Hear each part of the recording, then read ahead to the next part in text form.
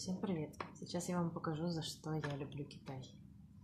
Я приболела, и у меня кашель. И вот это лекарство от кашля. Но фишка не в том, что это за лекарство, а фишка в том, как оно упаковано. Во-первых, на каждое применение одна доза. Одна баночка. Вот так запаковано. Здесь трубочки. Классно, да? Сейчас я их вскрою.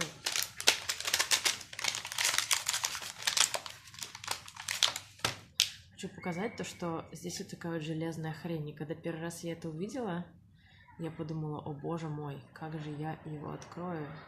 Ведь это не выглядит просто, да? То есть она еще с этой стороны такая.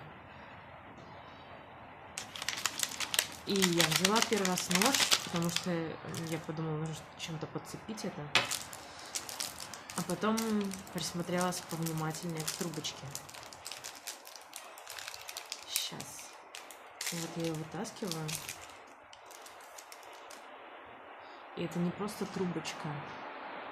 Она с уплотненными стенками. То есть, если я буду запихивать ее...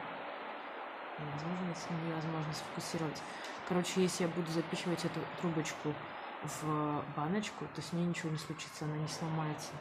И она пробивает эту крышечку насквозь. Давай, не подводи меня в этот раз.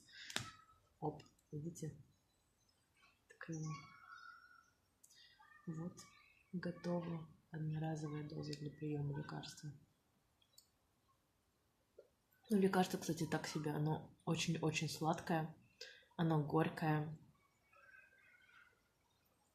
После него хочется попить водички. Оно еще впечатляет, конечно.